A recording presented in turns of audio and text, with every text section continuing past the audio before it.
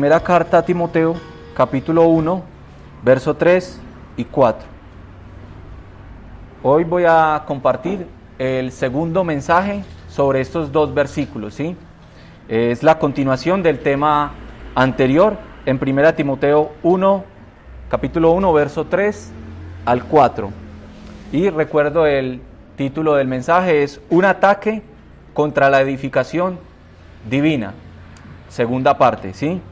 Entonces leo los dos versículos y dice: Como te rogué que te quedases en Éfeso, cuando fui a Macedonia, para que mandases a algunos que no enseñen diferente doctrina, ni presten atención a fábulas y genealogías interminables, que acarrean disputas, más bien que edificación de Dios que es por fe.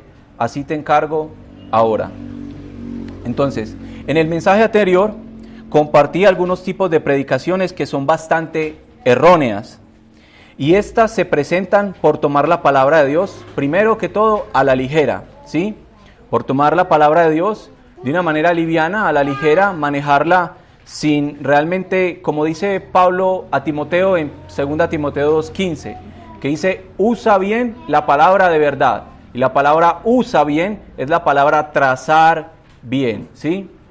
Es como cuando usted coge una hoja en blanco y quiere hacerle un corte, pero traza con una regla, una línea recta perfecta, y tiene que coger una tijera y con mucho cuidado ir cortando hasta terminar de cortar la hoja perfectamente por la línea, sin torcerse a un lado, ni al derecho ni al izquierdo, sino seguir la línea que se ha trazado.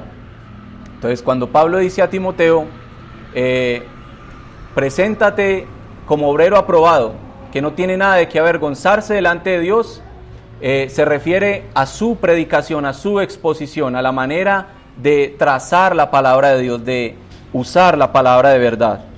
Entonces, quizás en estos tiempos o muchas veces se usa la palabra a la ligera, quizás sin tener un llamado especial, ¿sí? Se necesita un llamado especial para trazar la palabra de Dios.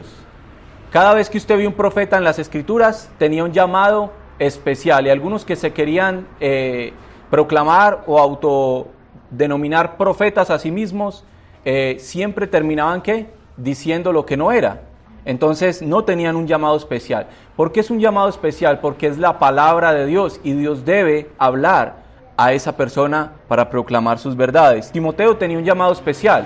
En 1 Timoteo 4:2, en 2 Timoteo 4:2, Pablo le dice a Timoteo, predica la palabra. Él tenía un llamado especial.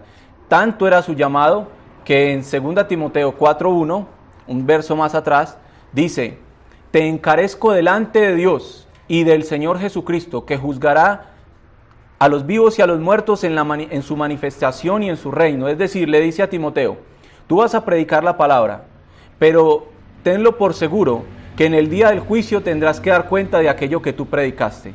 En el día de los vivos y los muertos, en la manifestación de su reino, deberás dar cuenta de cada palabra que dijiste, que no dijiste, que manipulaste, que omitiste. Y por eso él dice, predica la palabra, no tus palabras. Entonces, se toma la palabra de Dios a la ligera, quizás sin tener un llamado especial, un don. Se necesita un don para comunicar, un don espiritual, un don dado del cielo, ¿sí? ¿Qué dice Primera de Pedro, capítulo 4, verso 10?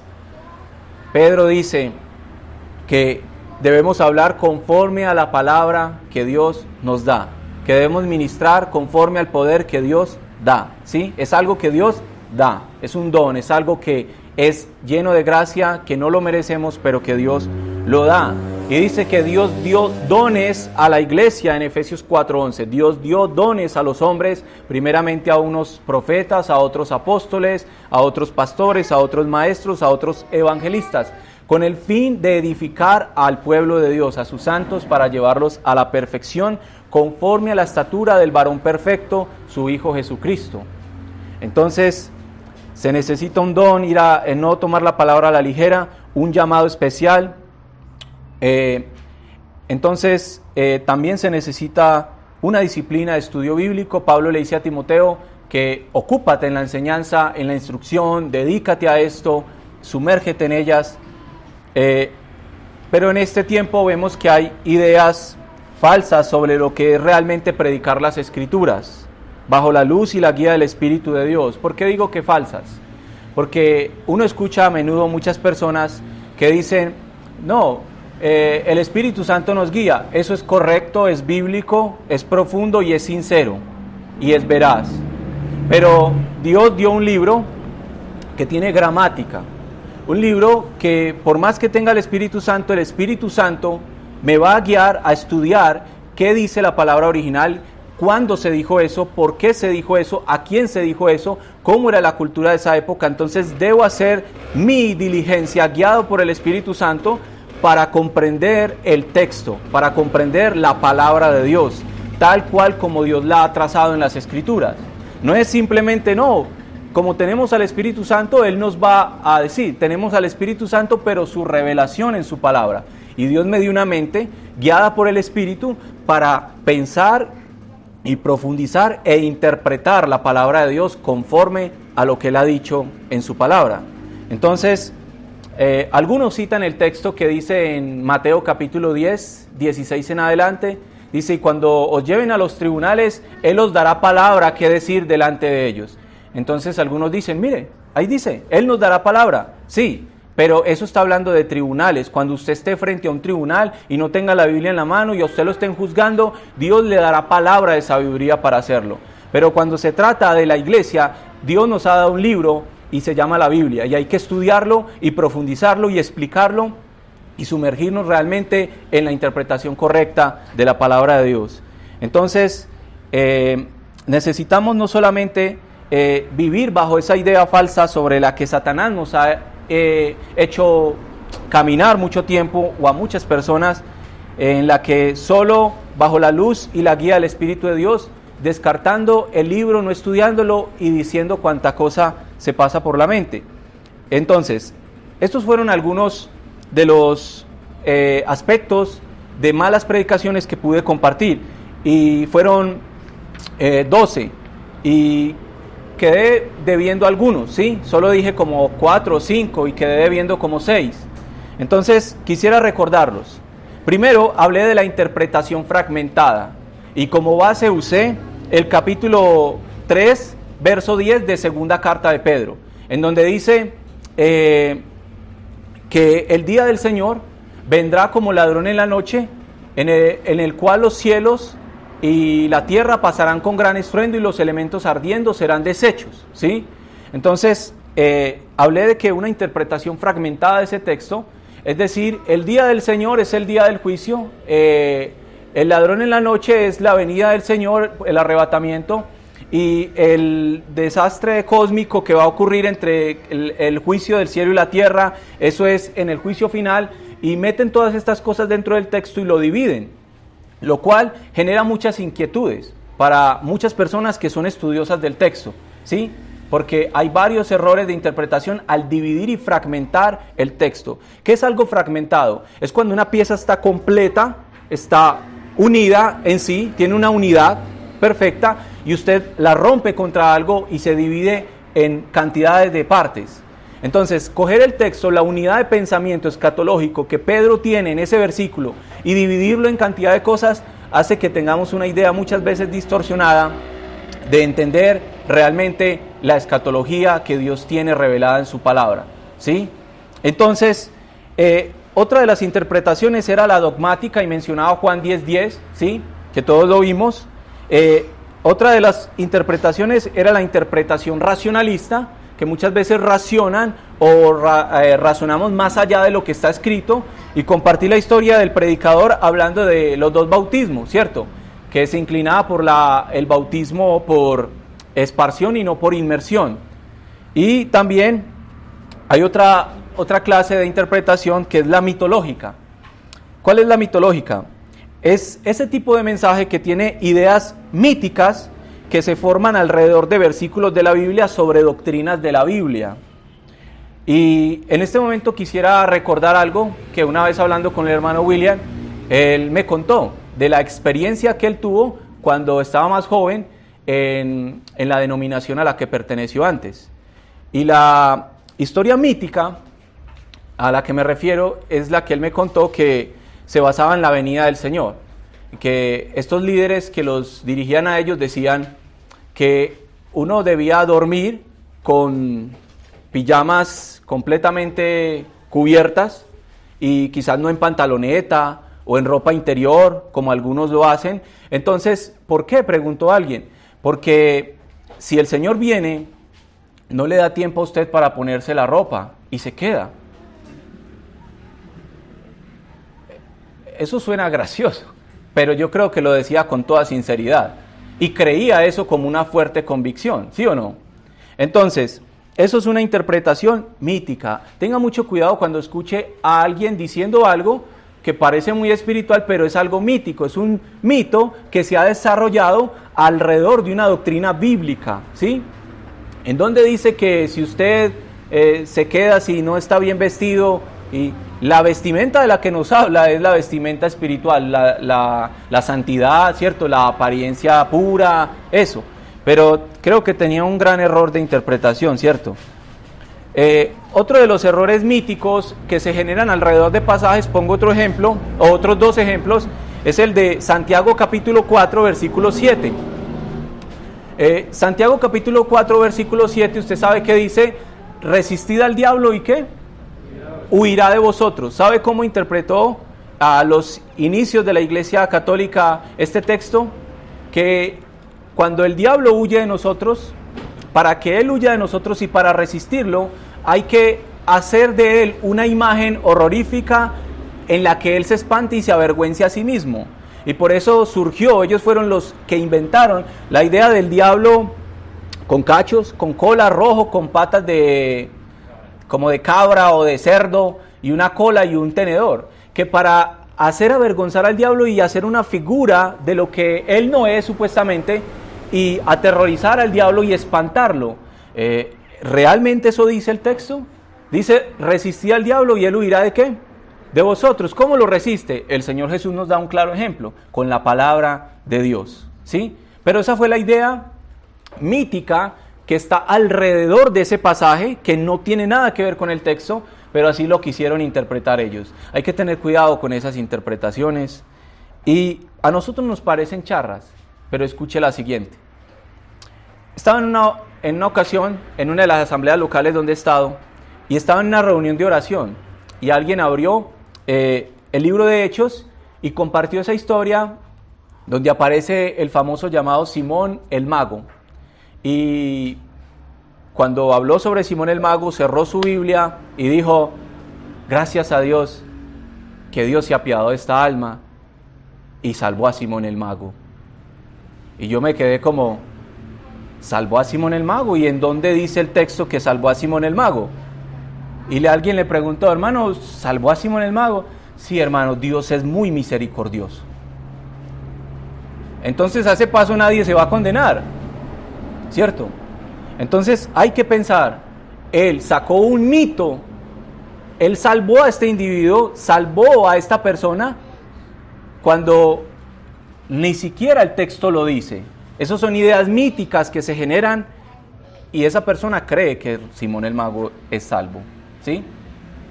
Yo solo me fío de lo que dice el texto, y el texto no declara eso. Antes dice que Pedro, ¿qué le dijo? Arrepiéntete, ¿sí? Porque en hiel de amargura veo que estás. O sea, no lo consideró como una persona salva. Y además quería comprar el don del Espíritu Santo. No había entendido que el don de Dios no se compra con dinero, ¿cierto? Es la gracia de Dios. Entonces, otra de las interpretaciones es la interpretación histórica, ¿sí?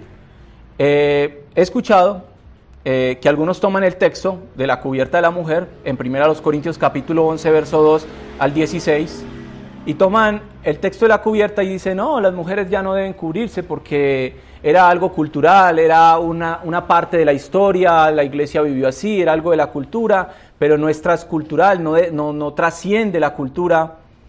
Pero yo siempre me pregunto, si ese texto, esa porción es cultural, era para la época, ¿por qué dice que las mujeres se cubrían por causa de los ángeles?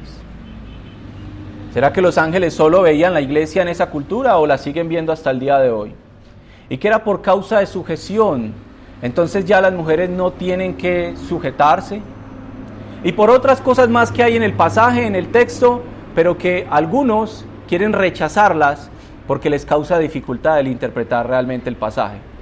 Entonces, otra de las cosas es la interpretación alegórica. Y hablamos de los 8 días, ¿sí? Hablábamos de los 8 días en el monte de la transfiguración de nuestro Señor Jesús, y de que en Mateo habla de 6 días, pero en Lucas habla de 8 días.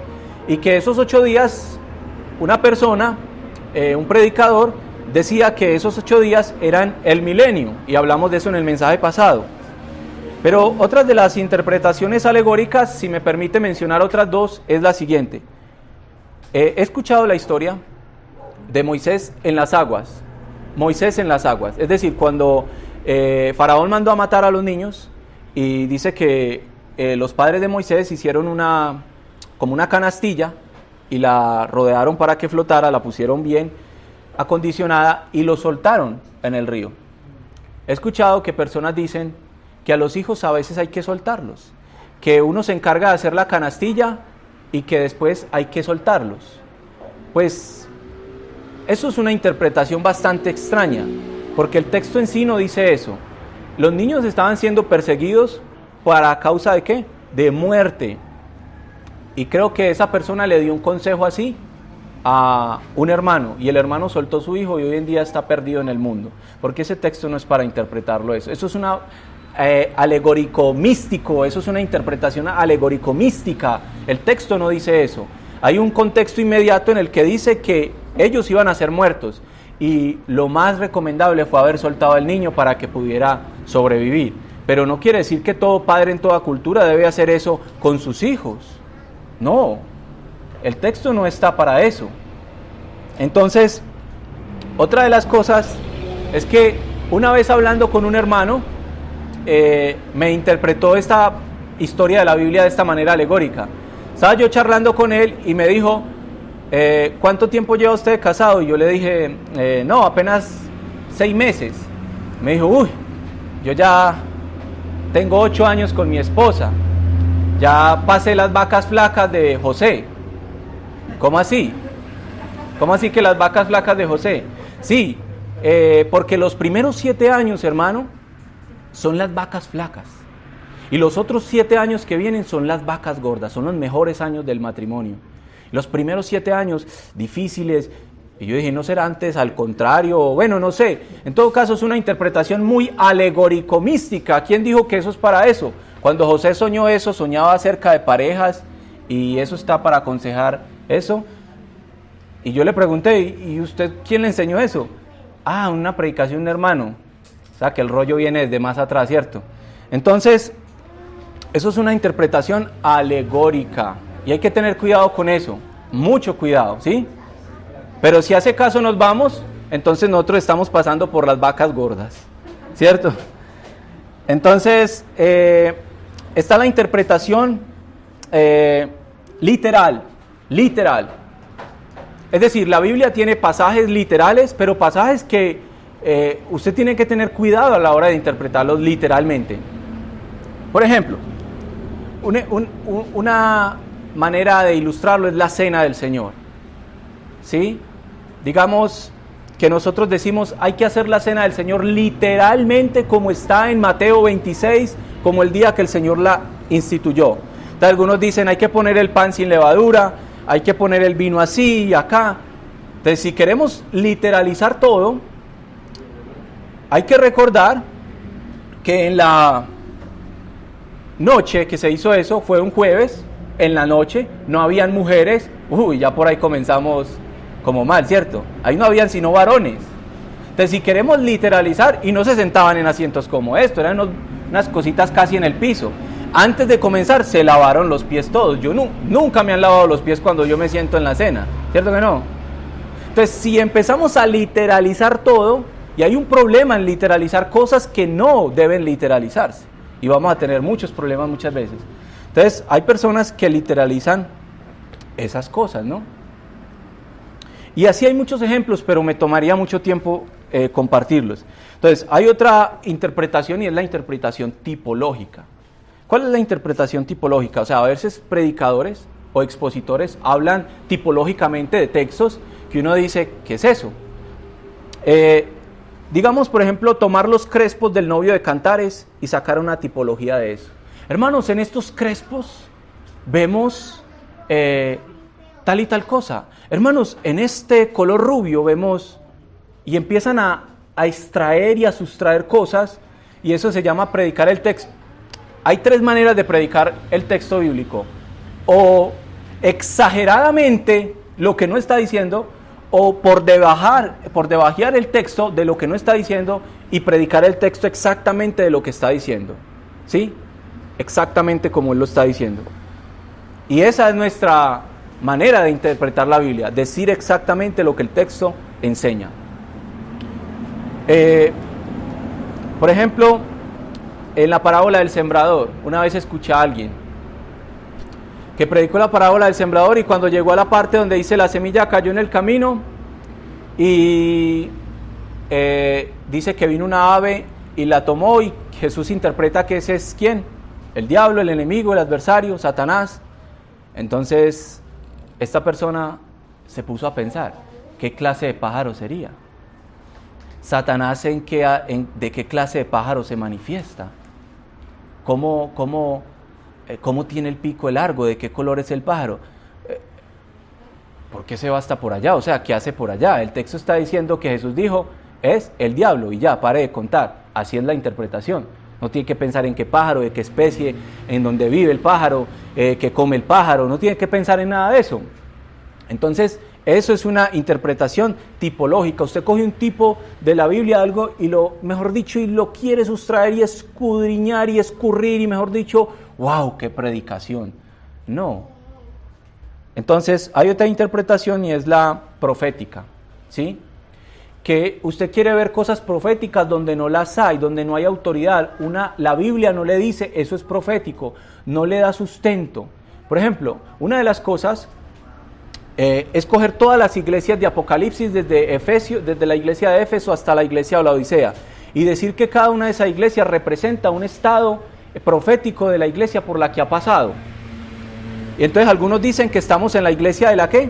De la Odisea, y que la de Efesios fue la iglesia de los apóstoles, y que esta fue, y que Tiatira es la iglesia de los católicos, y dicen un poco de cosas. Y uno dice, ¿qué texto sustenta eso? No hay ningún texto que sustente eso, ¿sí?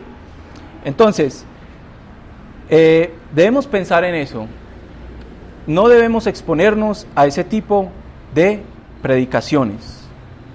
Está la interpretación sistematizada, donde usted ya tiene un programa sistemático y eso tiene que decir. Usted visita una de las iglesias de los Testigos de Jehová, iglesias mal nombradas, un templo donde ellos se reúnen, y usted visita una congregación de ellas, y en esa, digamos, usted la visita ahora en este tiempo, y digamos que en este tiempo ellos están hablando del reino, y usted va y visita otra asamblea, en esa misma ciudad, están hablando del reino. Usted visita esa asamblea, en ese mismo mes, en otra ciudad o en otro país, están hablando del reino. Ellos tienen una interpretación sistematizada y por eso no dejan pensar a la gente, porque ellos nunca exponen la Biblia de Génesis, Apocalipsis, sino los textos que ellos quieren, y los temas se repiten año tras año, y tienen un orden sistematizado, y así no se predica la Biblia, ¿sí? La Biblia se predica toda de pasta a pasta, se expone el consejo de Dios, y las personas tienen la oportunidad de ser bereanos, examinar si lo que se dice es correcto o no. La interpretación de citas cruzadas, ya lo vimos cuando hablé sobre el libro de las parábolas, ¿se acuerda? De este hombre que dijo que él sabía y que le gustaba el Nuevo Testamento y le gustaba el libro de las parábolas, y dijo una cantidad de cosas, de versículos, de citas, de historias, y las combinó, y también vimos que no es algo muy sabio. Y la interpretación literaria, es decir, ver las historias de la Biblia o las figuras literarias y todo lo que dice ahí, las figuras de dicción, todo lo que la Biblia enseña, y coger e interpretarlo como quiera. Hay una interpretación que alguien hizo del libro de Job. Entonces él dice que el libro de Job es Cristo sufriendo, que los camellos que se le robaron a Job son los apóstatas y que los hijos que él perdió son los mártires que han muerto por la iglesia de Cristo. Y uno dice, ¿y de dónde sacó eso? O sea, ¿cómo puede interpretar esa historia y alegorizarla de tal modo y ofender y estropear y atropellar la interpretación literaria de la Biblia? ¿Sí? ¿Quién dijo que los camellos que le robaron a Job son los cristianos, son las personas apóstatas? ¿Quién dijo que los hijos que murieron de Job son los mártires de la iglesia? Eso no es bíblico, ¿sí? Pero nos encanta escuchar muchas veces esos mensajes, ¿cierto? Y dice, oh, no lo había notado, qué interesante. No, son interpretaciones completamente aisladas de la palabra y de la verdadera predicación de las Escrituras.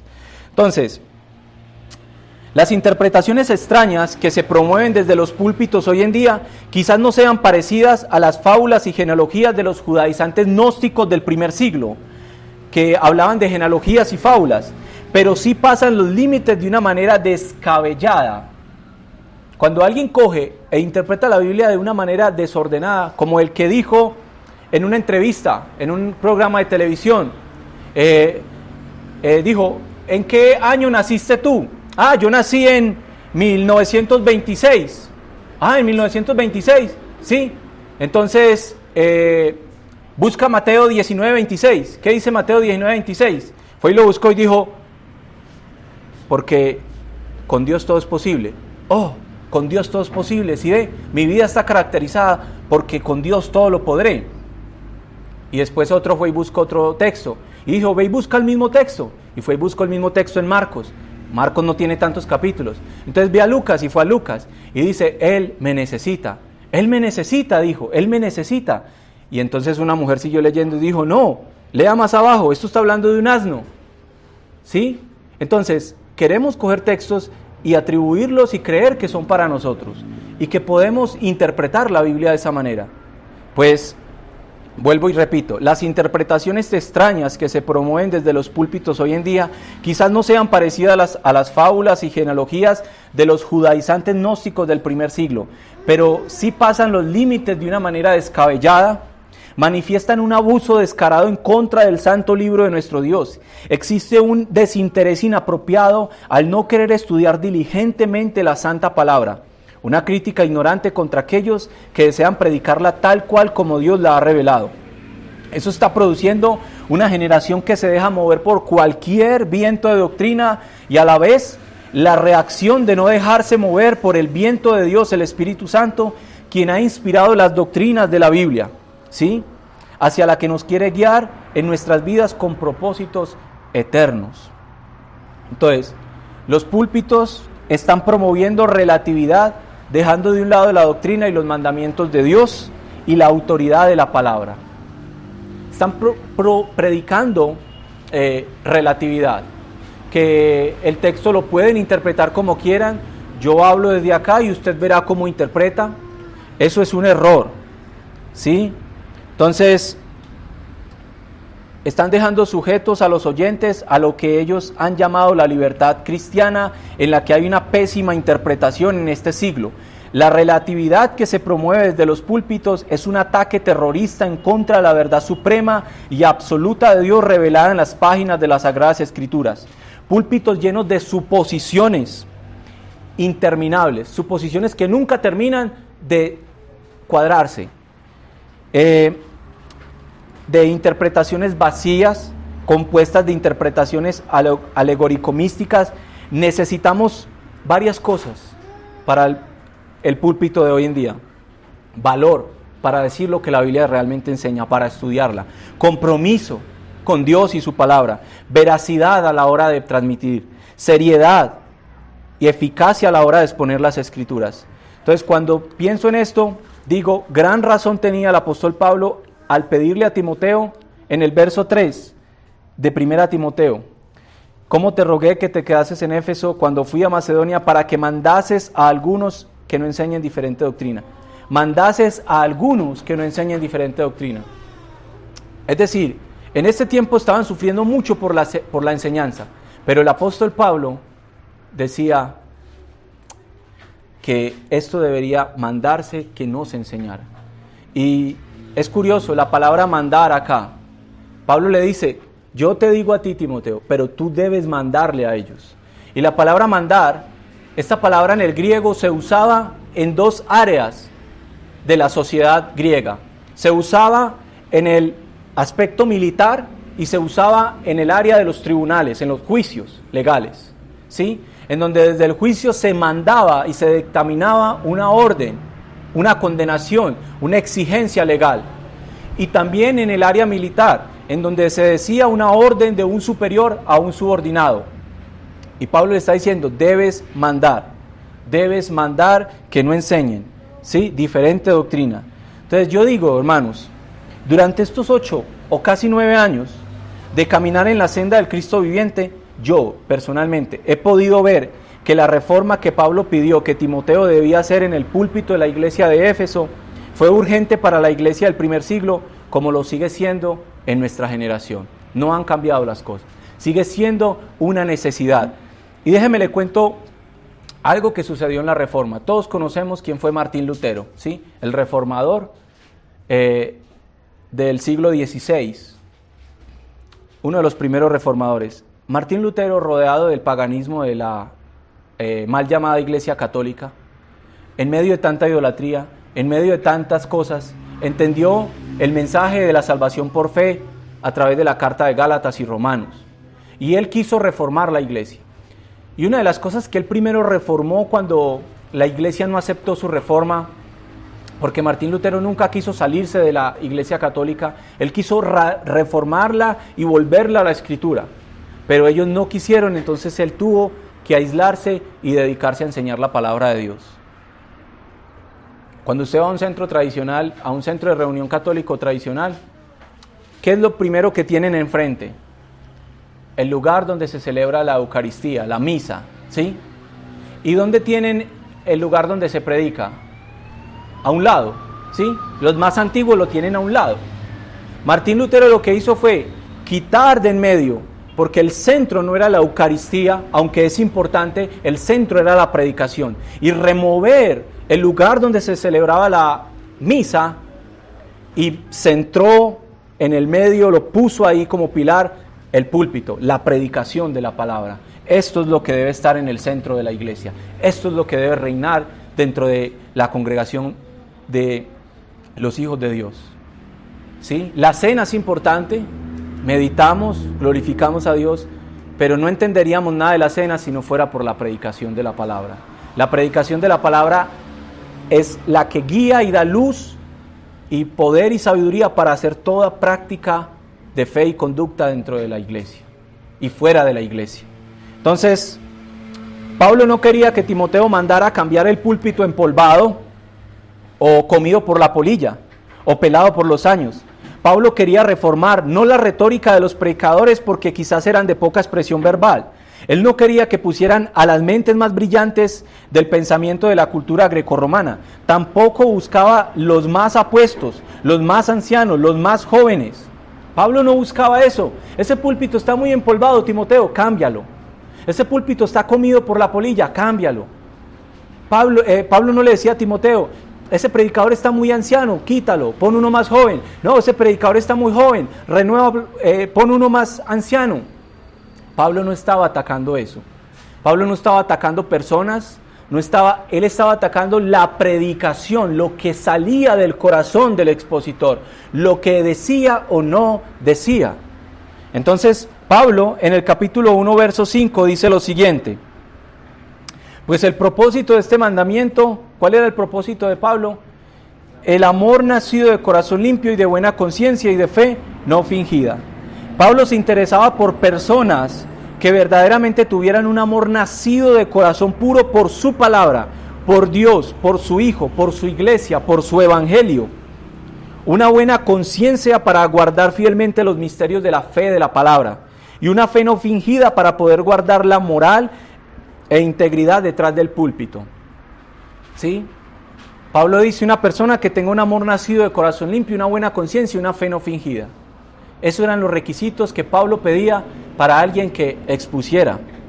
Entonces, yo personalmente he estado expuesto a sermones sin Cristo. ¿sí?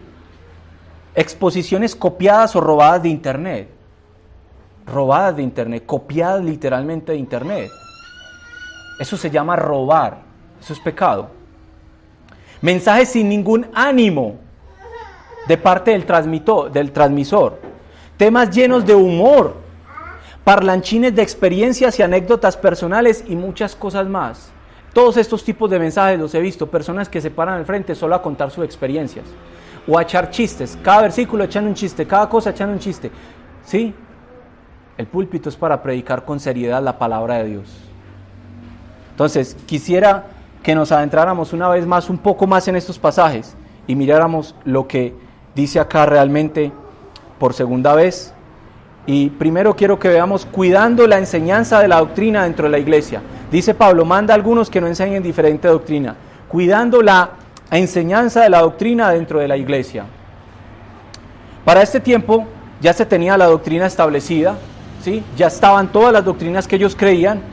Estaba basada en el Antiguo Testamento, las Escrituras, según 2 Timoteo 3, 16, 17, donde dice, toda Escritura es inspirada por Dios, útil para enseñar, para redarguir, para corregir, para instruir en justicia, a fin de que el hombre de Dios sea enteramente preparado para toda buena obra.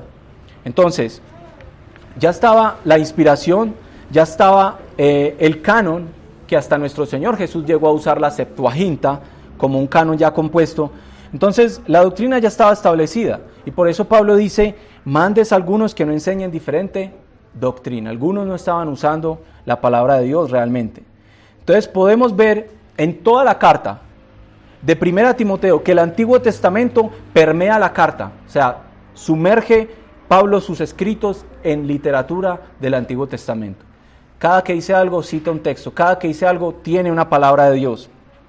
Entonces, lo cual nos indica que el Antiguo Testamento, que ya era un canon desde hace mucho tiempo, era la esencia de la iglesia del primer siglo, y no las fábulas y genealogías interminables.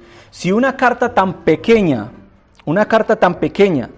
contiene tanta información del Antiguo Testamento, eso nos habla de la importancia de la palabra, la suficiencia, el valor, la autoridad y la centralidad de las Escrituras para la iglesia del primer siglo.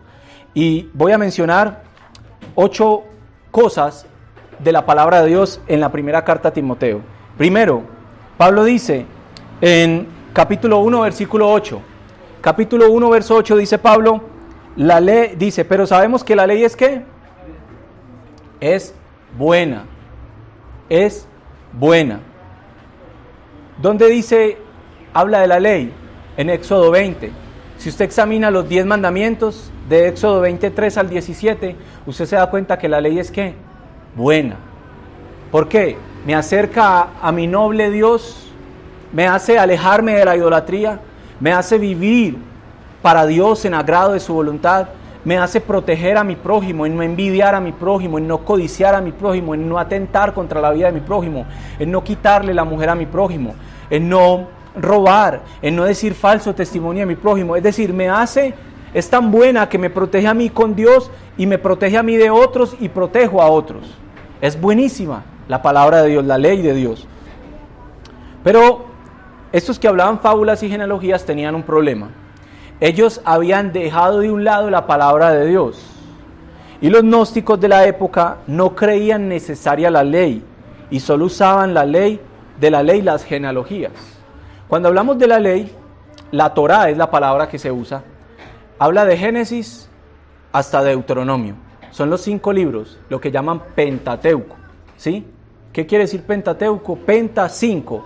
Y teuco era el forro o el estuche de cuero de animal en el que se metían los manuscritos, los rollos, ¿sí? De la Torá. Y entonces, Pablo dice, la ley es buena. ¿A qué está apelando ahí? A Éxodo y a todos los libros del Pentateuco. ¿Pero qué decían los gnósticos? Que no creían que la ley era necesaria. ¿Por qué la ley no es necesaria para el gnóstico? ¿Por qué la ley no era necesaria para este tipo de pensadores y para este tipo de expositores? Porque si usted nota, sigue leyendo el verso 8, dice, pero sabemos que la ley es buena si uno la usa ¿cómo? Legítimamente. ¿Y cómo usa uno la ley legítimamente? Verso 9. Conociendo esto, que la ley no fue dada para el justo, sino para el transgresor y desobediente, para los impíos y pecadores, para los irreverentes y profanos, para los parricidas y matricidas, para los homicidas, para los fornicarios, para los sodomitas, para los secuestradores, para los mentirosos y perjuros, y para cuanto se oponga a la sana doctrina, según el glorioso evangelio del Dios bendito que a mí me ha sido encomendado. ¿Por qué un gnóstico no quería usar la ley de Dios legítimamente, para lo cual fue dada? Porque solo quería usar genealogías del Antiguo Testamento, pero no la ley moral. Porque un gnóstico decía que el espíritu ya fue justificado y está limpio de pecado, pero que la carne es mala y que ya no hay que acusarla de ninguna inmoralidad, porque la carne usted puede hacer con lo que quiera con su cuerpo y usted no va a ser juzgado porque su espíritu ya fue salvo, y que este cuerpo está lleno de maldad y es inevitable pecar con él. Entonces ellos no querían escuchar enseñanzas sobre la ley de Dios exigiendo que había que vivir una vida de piedad, porque ellos decían que la carne era pecaminosa y que no había nada que hacer, ¿sí? Otra de las cosas que ellos citan, el capítulo 2 de 1 Timoteo 2:8, que dice: quiero pues que los hombres oren en todo lugar, y que dice, levantando manos santas, sin ira ni contienda. Esto de manos santas es como algo muy judío, ¿sí? Algo muy judío. Pero vemos que en los Salmos es algo que se cita mucho. En el libro de Éxodo, Moisés levantó las manos, ¿sí? Siempre era una práctica que se hacía y está en la Biblia. Entonces Pablo acá alude citando quizás los salmos, ¿sí? La historia donde Moisés levantó sus manos. Entonces, dice, levantando las manos sin ira, ni qué, ni contienda. ¿Y por qué?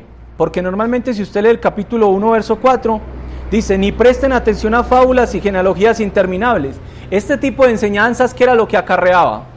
Peleas, pleitos, disputas, contiendas, sobre debates, sobre temas, y vivían agarrados, debatiendo sobre una cuestión de cosas interminables, y cuando iban a orar, bíblicamente, levantando las manos santas, como la Biblia enseña, no tenían paz y no estaban bien, porque estos gnósticos se la pasaban, o estos judíos, o estas personas que estaban dentro de la iglesia, dañando y afectando la congregación, se la pasaban levantando no manos santas. ¿Y por qué manos santas? Manos sin pecado, no solamente por el problema unos con otros, sino porque los gnósticos del primer siglo les encantaba orar y dar culto a los ángeles, a lo cual ellos llaman emanaciones, ¿sí? ¿Qué dice Pablo a los colosenses en el capítulo 2, verso 16 o 17? Él dice, afectando y dando culto a los ¿qué? A los ángeles, atacando el gnosticismo del primer siglo. Les encantaba orar a los ángeles. Entonces, no es una oración bíblica, porque anteriormente Pablo dice en el capítulo 2 que solo hay un Dios y un Salvador y un intermediario entre Dios y los hombres. ¿Y cómo van a estar orando a ángeles? ¿Sí? Otra de las cosas que dice es el capítulo 2, hablando del rol de la mujer. Pablo cita Génesis diciendo, Adán fue formado primero, y cuando dice Adán fue formado primero, está citando Génesis 1 al 3, está citando esta parte de la Biblia. Y los gnósticos no creían que Dios, ellos no creían en esa parte de la Biblia. El gnosticismo del primer siglo no creía en Génesis 1, ni en Génesis 2, ni en Génesis 3. ¿Por qué?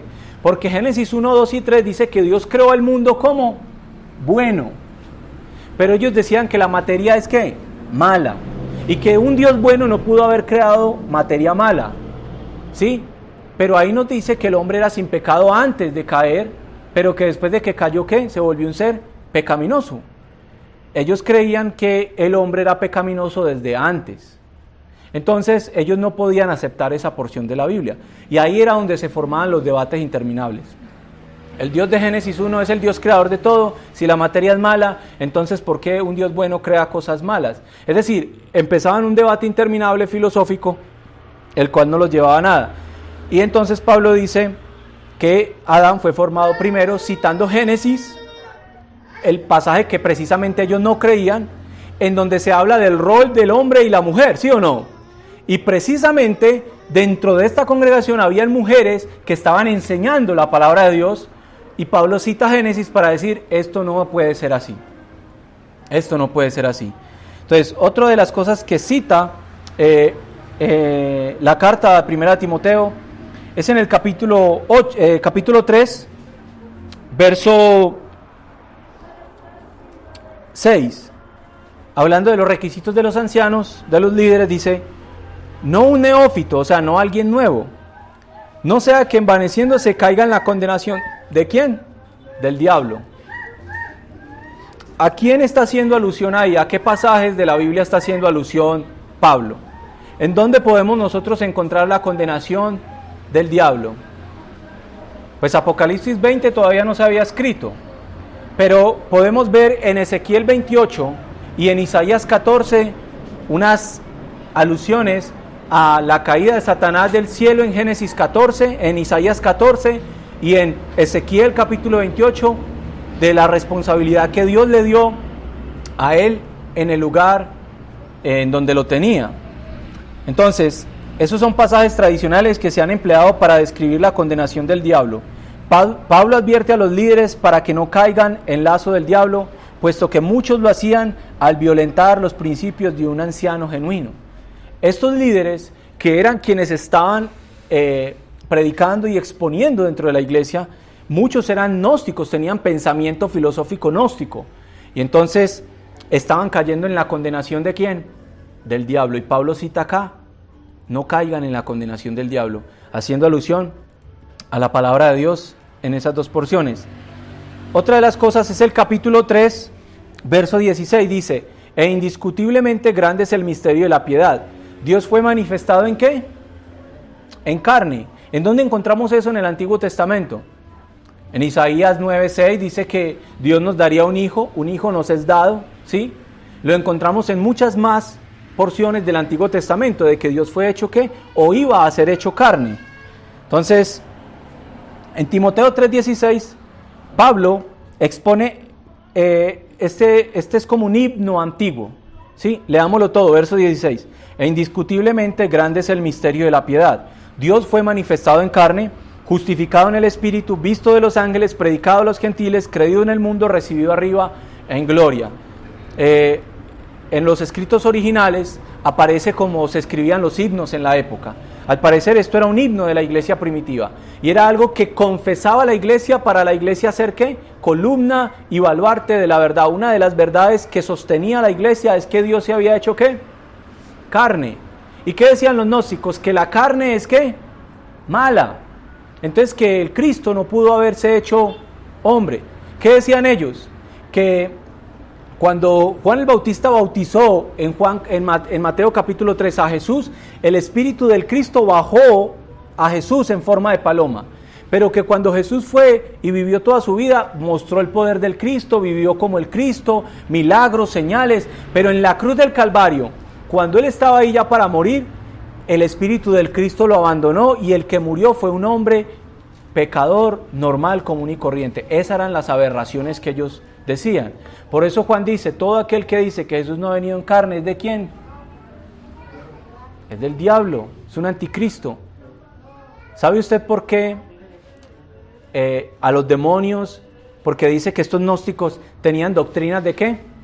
De demonios. ¿Sabe por qué a los demonios les encanta negar la humanidad de Jesús? Porque ellos nunca aceptan la derrota que tuvieron con Jesús. Porque ellos vencieron al primer Adán humano, pero al segundo Adán no fueron capaces de vencerlo en la carne, en su humanidad.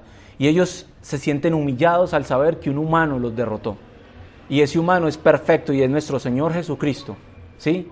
Y Él derrotó a Satanás en la carne, llevando su cuerpo sobre el madero, ¿sí? Entonces Dios fue manifestado en carne. Otro de los textos que cita Pablo en el capítulo 5, versículo 18.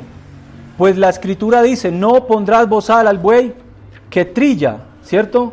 No os pondrás bozal al buey que trilla. ¿Eso en dónde está? En Deuteronomio.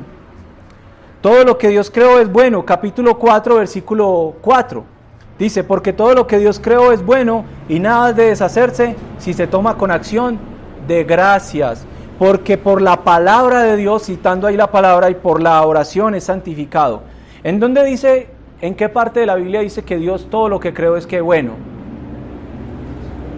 En Génesis capítulo 1, ¿cierto? Entonces Pablo acá está citando, hablando de estos gnósticos que decían que habían ciertos alimentos que no se podían comer, y que había personas que no se debían casar. Y Pablo dice, todo lo que Dios creó es bueno y no es de qué, de desecharse. Entonces, y por último, otra cita, en el capítulo 2, versos 5 y 6,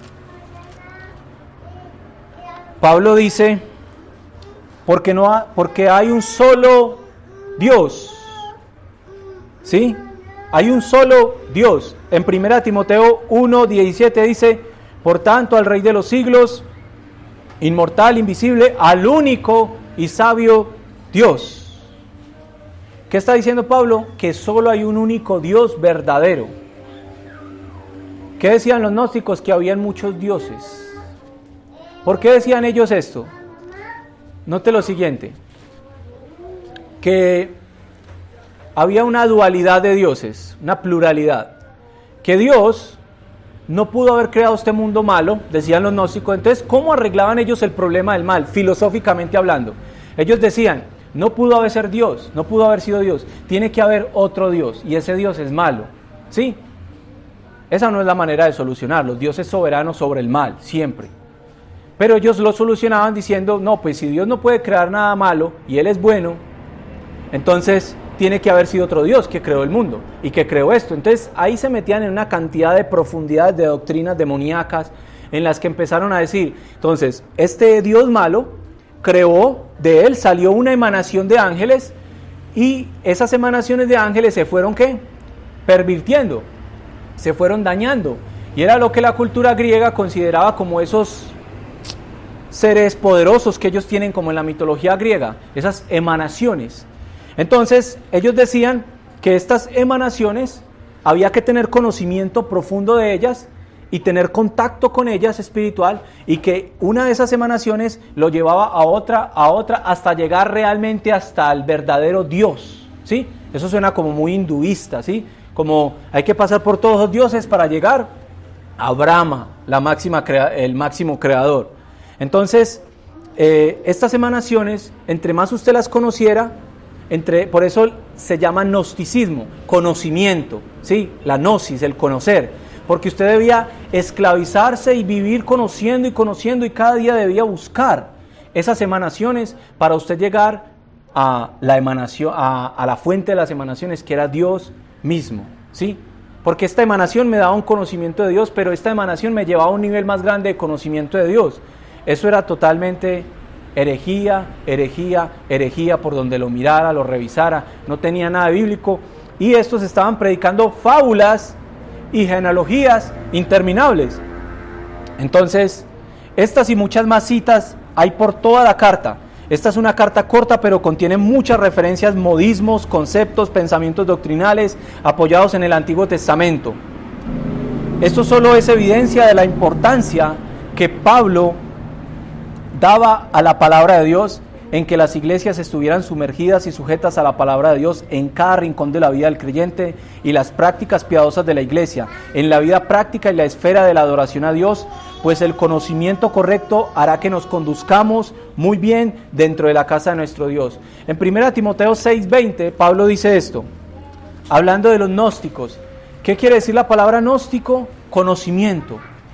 Y dice, 6:20, oh Timoteo, guarda lo que se te ha encomendado, evitando las profanas pláticas sobre cosas vanas y los argumentos de la falsamente llamada ciencia, la cual profesando algunos se desviaron de la fe. La gracia sea contigo. Pablo le dice, cuidado en ponerse a hablar con este tipo de personas, de esas fábulas, de estas cosas, porque es una ciencia falsa, es un conocimiento que no viene de Dios, no está basado en la palabra de Dios, y lleva al error y a la condenación. Y le dice a Timoteo, ten cuidado de no dejarte seducir por este tipo de enseñanzas. Entonces, por esa causa, Pablo creía que se debía reformar la predicación y centrarla solo en la palabra de Dios. Leímos la carta, algunos pasajes, y vimos que está sustentada toda con pasajes ¿de qué? Del Antiguo Testamento. Todo, nada fábulas, no experiencias. Pablo no dice, esto es lo que yo creo, esto es lo que yo pienso, escrito está, la Escritura dice, ¿sí? Entonces, se debía reformar la predicación y centrarla solo en la palabra de Dios para mostrar la seriedad de esto. Ya Pablo había arrojado a algunos a Satanás en el pasado, como Himeneo y Fileto. Timoteo era un joven que se sentía intimidado y menospreciado en su juventud. En 1 Timoteo 4:12, ¿qué dice? Ninguno tenga en poco tu ¿qué? Tu juventud. ¿Por qué Pablo le dice eso? Porque posiblemente una de las cosas que a los griegos les encanta y a los creyentes del primer siglo que estaban impregnados de esa cultura filosófica era la retórica. Era el hablar de cosas extraordinarias, hablar de cosas que nadie ha visto o que no han llegado a imaginación de hombre. Y eso hacía muy novedoso el mensaje. Y Timoteo quizás solo predicaba la palabra, solo se basaba en lo que la Escritura dice. Entonces, escuchar un mensaje de Timoteo no era tan apasionante para ese tiempo. Dice, pero necesitamos oír algo nuevo, nos rasca el oído, nos pica el oído, necesito un predicador que me rasque el oído, que me diga las cosas que van de acuerdo a mis concupiscencias, que me encantan. Entonces Timoteo no era un predicador popular, porque él decía solo lo que estaba ¿qué? Escrito, y lo menospreciaban como joven. Entonces quizás enfrentarse a estos maestros, enfrentarse a estos gnósticos, enfrentarse a estos judíos que creían en estas cosas, le era intimidante. ¿Y qué le dice Pablo en 1 Timoteo 4, 12 al 16? Le dice, ninguno tenga en poco tu juventud, sino sé ejemplo de los creyentes en palabra, ten una buena retórica, un buen conocimiento, en conducta, compórtate bien, porque ellos son depravados, inmorales, ellos viven una conducta desordenada.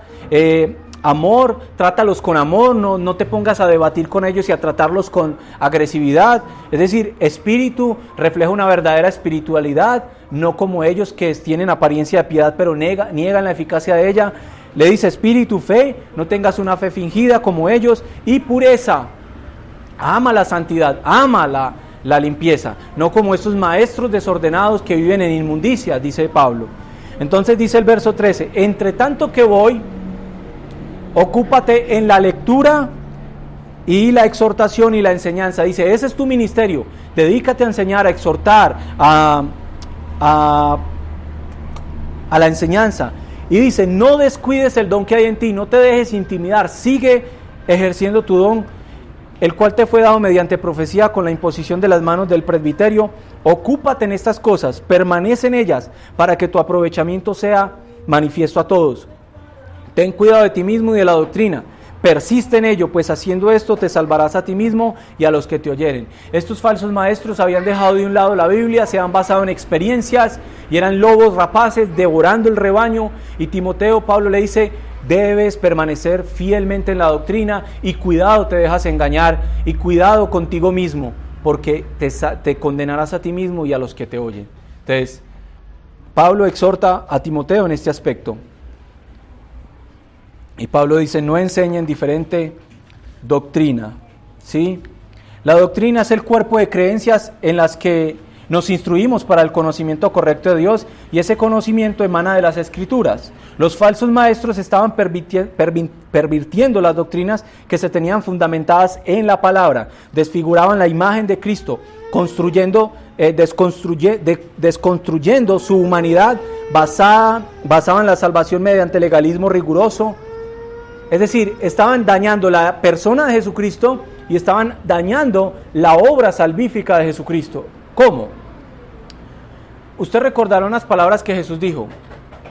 Jesús dijo a los fariseos, a los judíos, les dijo, si no creéis que yo soy, ¿qué dijo? Si no creéis que yo soy, en vuestros pecados moriréis. ¿Qué está diciendo el Señor? Eso es una verdad potente, una declaración urgente. Porque Él está diciendo, si usted no cree exactamente lo que yo digo acerca de mí mismo, se condena. ¿Qué necesito uno para ser salvo? Creer exactamente en el Cristo que la Biblia describe bíblicamente. Si el gnóstico decía, Cristo, pero no acepto su humanidad porque la carne es mala. Ajá, desde ahí usted ya desfiguró a Cristo. Ya no, ese Cristo no le sirve para su salvación. Está muy equivocado. El testigo de Jehová dice, Jesús, pero no es Dios. Entonces, si es Dios, no hay quien expíe sus pecados eternamente. También lo desfiguró. Entonces, Jesús le dice a esa gente, si no creéis que yo soy, en vuestros pecados moriréis. Si usted y yo no creemos exactamente lo que Jesús dice acerca del mismo, en nuestros pecados podemos morir, ¿sí? Porque el Cristo revelado en la Biblia es el que necesitamos para la salvación. Entonces, al ellos desfigurar la imagen de Cristo, la persona de Jesucristo, hacían a la gente ¿qué? Condenable. Y ellos mismos se estaban condenando, y Santiago 3:1 dice, no os hagáis maestros muchos de vosotros, porque acarreáis mayor condenación. ¿Sí?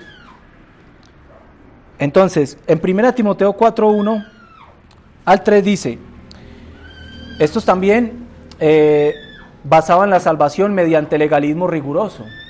Dice, pero el Espíritu dice claramente que en los postreros tiempos algunos apostatarán de la fe o retrocederán de la fe, abandonarán la fe, negarán la fe, escuchando a espíritus engañadores.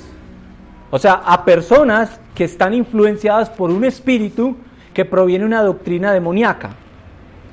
Por la hipocresía de mentirosos que, teniendo cauterizada la conciencia, prohibirán casarse y mandarán abstenerse de alimentos que Dios creó, para que con acción de gracias participasen de ellos los creyentes y los que han conocido la verdad. Cuando uno lee este texto y dice, el Espíritu dice claramente que en los postreros días pasarán cosas tremendas. Y uno cuando empieza a leer, uno dice, ¿de qué irá a hablar el texto? De cosas terribles. Cuando uno dice que las doctrinas de demonios es abstenerse de alimentos y prohibir casarse. ¿Por qué esto es demoníaco? ¿Por qué esto es tan demoníaco? ¿Por qué esto es tan pervertido? Uno diría, no, ¿verdad? El casarse y el abstenerse de ciertos alimentos es piadoso, es espiritual. ¿Por qué esto es tan demoníaco? Porque esto le roba la gloria a Cristo, hermano.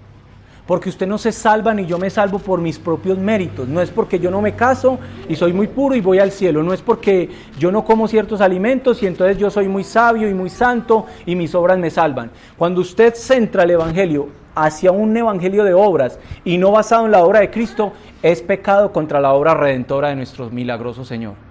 Porque ellos están diciendo, es por estas cosas. Y Pablo dice, en eso veo doctrina de demonios, porque los demonios, los espíritus que están influenciando a estos maestros, están desviando a la gente por prácticas legalistas en las cuales ellos creen que se van a salvar. Cuando se salvan es en la obra estricta y legal de Dios de Cristo frente a Dios nuestro Padre.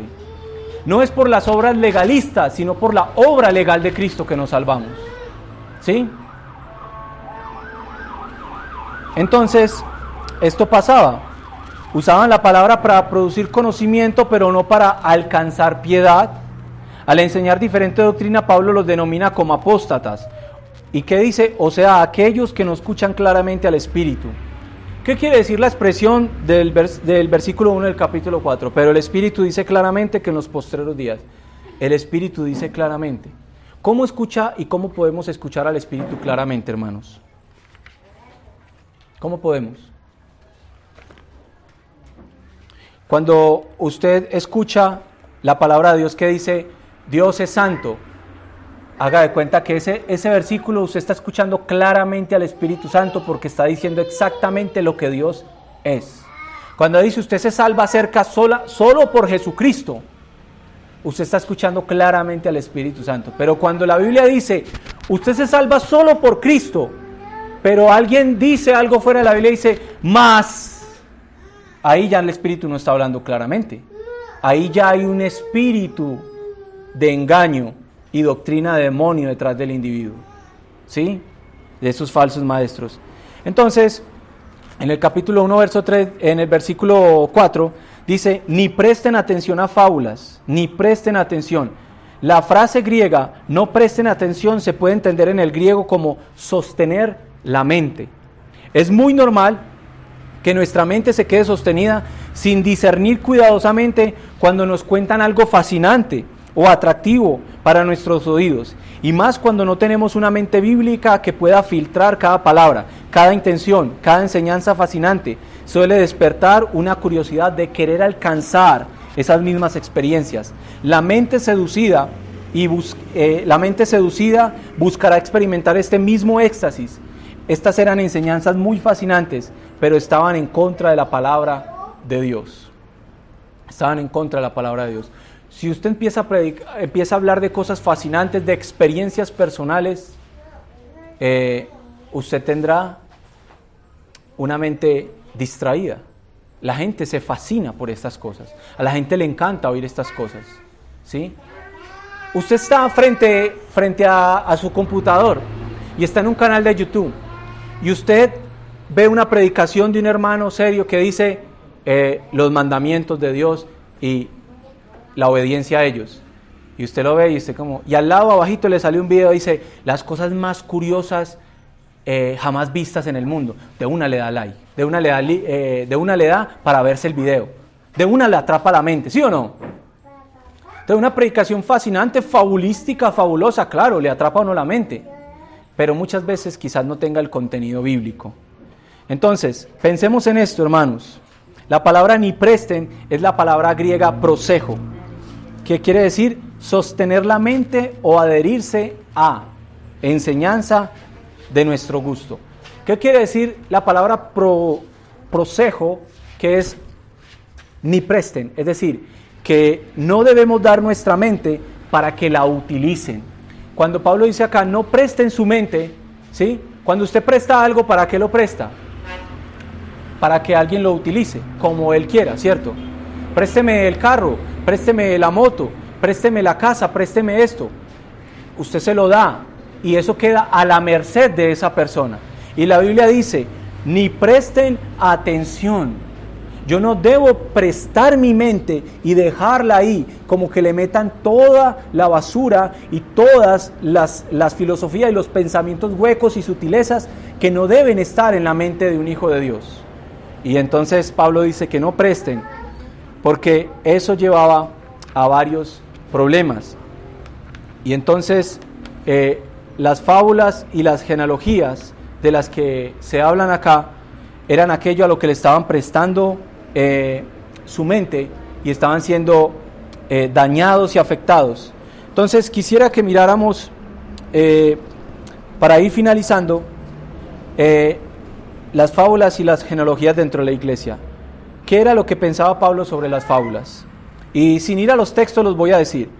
En 1 Timoteo 1:4 Pablo dice que es algo a lo que no se le debe prestar atención. En 1 Timoteo 4:7 dice que eran enseñanzas que debían desechar porque eran ¿qué? Profanas. ¿Qué es algo profano? Algo que ensucia o atenta contra lo sagrado. Entonces estaban atentando contra la sagrada persona de Dios, la sagrada persona del Espíritu Santo, la sagrada Biblia, estaban atentando contra la sagrada persona de Cristo, estaban atentando contra la sagrada iglesia, estaban atentando contra las sagradas cosas de Dios y las profanaban. Estas fábulas no añadían claridad a la revelación de Dios, sino que atentaban contra la santa palabra de Dios. En 2 Timoteo 4:4 Pablo dice que hay personas que apartarán el oído de la verdad para estas fábulas. Estas fábulas hacen que uno aparte el oído de la verdad y se fascine por ellas. En Tito 1:14 dice que son judaicas y que provienen también de los judíos, enseñanzas las cuales se componían de mandamientos de hombres, era pura sabiduría humana. En 2 de Pedro 1:16 Pedro también las combatió y declaró que eran enseñanzas artificiosas, o sea, que era como que era un arte inventar ideas ficticias, mensajes ficticios, ideas fabulosas para atentar contra la doctrina de la palabra de Dios. En 2 Timoteo 2:14 al 18, Pablo le dijo a Timoteo que no se viera tentado a caer en estas enseñanzas. Su ministerio debía brillar por la sana enseñanza y no confrontación, y no confrontación y no caer en lo que a esos falsos maestros les encantaba. Es decir, el siervo del Señor no debe ser contencioso, sino apto para enseñar. Pablo le dice en estos pasajes todo esto a Timoteo, que él no debe ser contencioso, que no se debe dejar tentar ni seducir por estas falsas enseñanzas. En 2 Timoteo 2, 23, 26, Pablo le da un consejo también en cuanto a eso, y en Tito, en el capítulo 1, 14 y 16, y 3, 9 y 11, Pablo sigue hablando de estas fábulas y estos problemas. Entonces, las fábulas y las genealogías, y esto era contra lo que iban las fábulas y las genealogías, las falsas enseñanzas. Primero, Pablo dice que ni presten atención a fábulas. ¿Contra qué atentaban las fábulas? Estas enseñanzas ficticias. Atentaban contra la sola escritura y la inspiración de las mismas. Porque una fábula atentaba contra la sola escritura y contra la inspiración de la palabra. Porque estos gnósticos decían que ellos estaban inspirados por espíritus y que ellos estaban diciendo también la palabra de Dios. Pero la palabra de Dios ya estaba inspirada y estaba siendo inspirada a través de Pablo y de los apóstoles. Pero ellos decían cosas supuestamente inspiradas, pero en contra de la revelación ya escrita, lo cual era un problema. Entonces, estas fábulas atentaban contra la sola escritura y la inspiración de las mismas. Segundo, las genealogías de las que se hablan acá atentaban contra la perspicuidad de las escrituras. ¿Qué es la perspicuidad de las escrituras? La claridad de las escrituras, ¿sí? Seríamos muy poco humildes si decimos que entendemos todo lo que la Biblia dice, porque hay cosas en la palabra de Dios que son difíciles, ¿sí? Pero cuando hablamos de la claridad de la Biblia, ¿a qué nos referimos? A que el tema acerca de Dios es claro, acerca de la salvación es claro, acerca de Jesús, acerca del perdón, acerca de la fe, es claro para nosotros y nos ayuda a entender el camino a la salvación. Pero hay otros temas que son difíciles de interpretar, difíciles de entender. Entonces la perspicuidad de las escrituras es la claridad de ellas. Pero estas enseñanzas genealógicas en las que ellos hablaban rastreando sus antepasados, traían mucho enredo, mucha confusión, y hacía que la Biblia fuera un libro enredado y que la gente quisiera buscar misterios donde no los hay, cuando la Biblia no fue dada para eso. Y dice genealogías ¿qué? Interminables. La palabra interminables atentaba contra la suficiencia de las escrituras.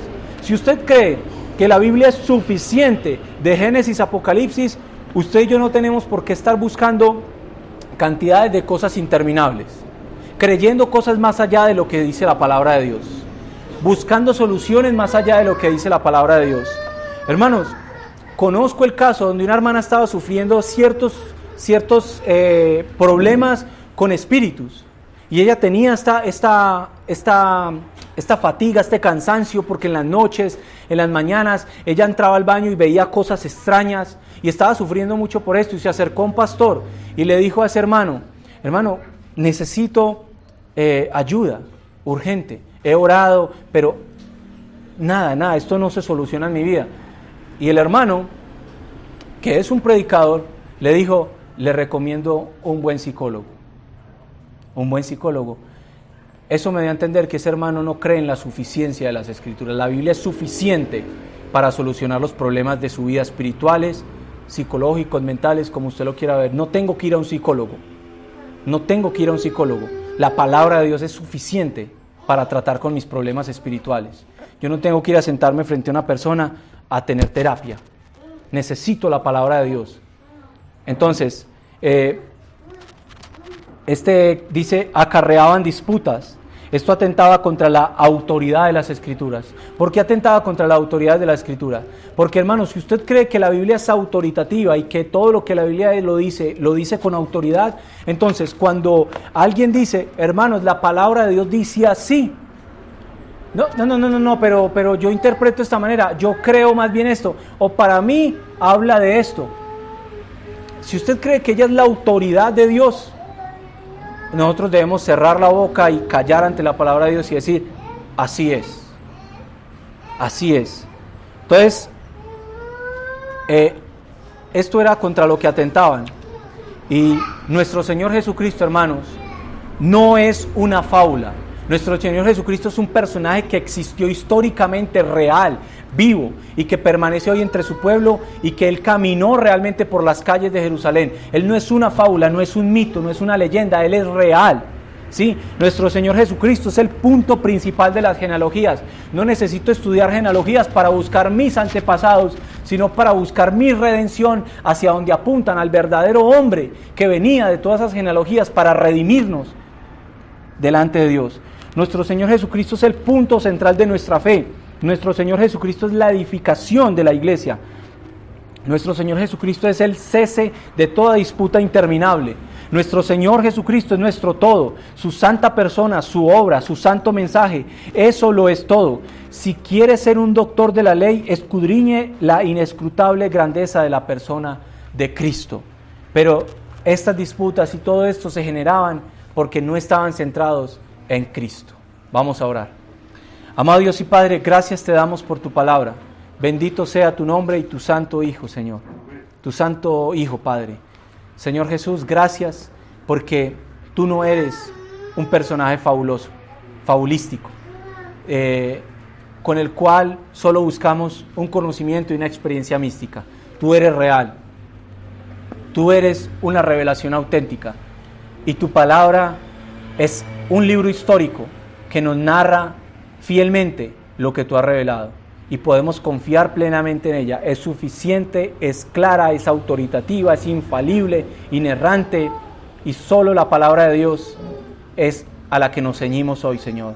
No prestamos atención a nada fuera de ella, porque no podemos pensar más allá de lo que está escrito.